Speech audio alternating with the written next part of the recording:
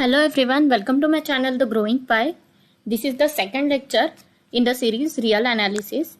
In the first lecture we saw why do we learn real analysis, and in which we also saw what is LUB and GLB. So in this lecture we will see some more details on LUB and GLB. Let's start with least upper bound, that is LUB. In the first lecture we saw LUB is a least element of U of S. Now in a more mathematical way, we can start with M is said to be LUB of a set S if for every x belongs to S, x is less than or equal to M, and if n is a upper bound of S, then M is less than or equal to n. Suppose we have real number line R and elements of S like this. It could be anywhere, finite or infinite. Suppose this is the last element of S, after which there does not exist any element of S to the right. And suppose here is the element, we can say that M, then this satisfies x is less than or equal to M. But if we say here is n,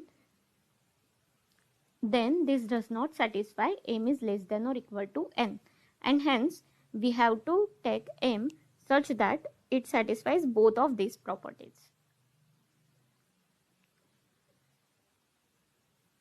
For example, suppose you have S is equal to 1 to 3. Then on a real number line, here is 1, here is 3. This is open. Then we can see that after 3, there does not exist any element of S, and hence LUB can be 3. On the other hand, if S is equal to 0 to infinity, then we cannot find any M such that it satisfies both of these properties, and hence we say that LUB does not exist.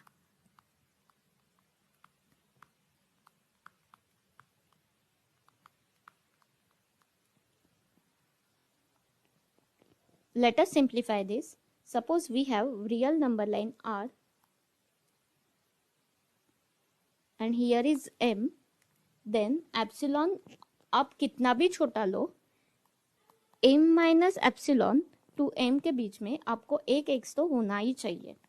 मतलब कि x के M इतना पास होना चाहिए कि epsilon आपने कितना भी छोटा लिया तो भी जब आप M माइनस एप्सिलॉन करते हो तो x M minus epsilon और M के बीच में ही होना चाहिए.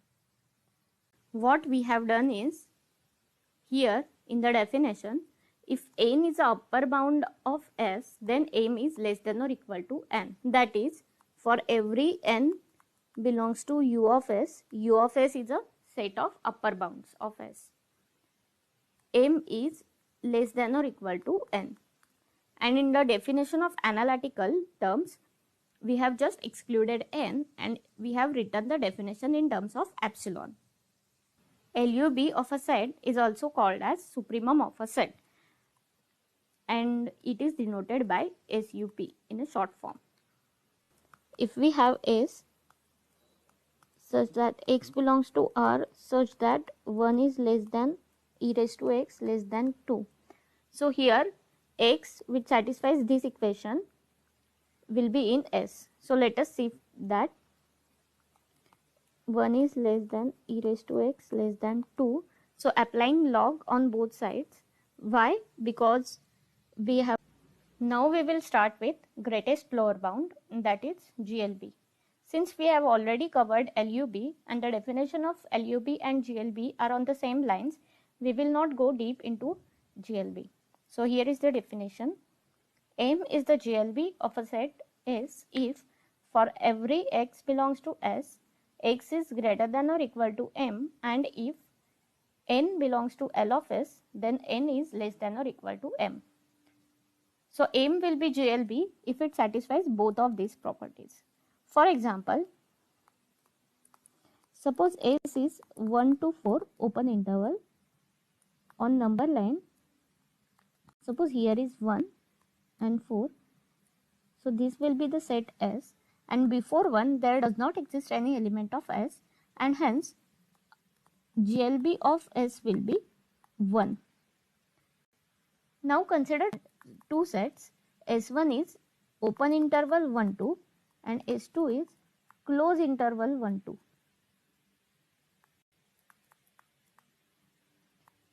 U of S S1 will be 2 to infinity and U of S2 will be also 2 to infinity. Now here LUB of both sets will be 2. LUB of S1 and LUB of S2 both will be 2. That is also supremum as we have seen earlier. Now here we can see that it doesn't matter if the set is open or close, LUB will be same.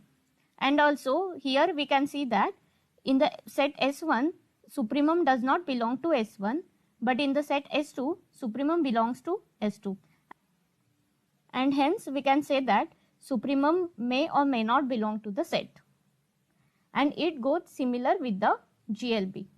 So GLB is also said to be infimum, and we can say on the similar lines that infimum of a set may or may not belongs to S.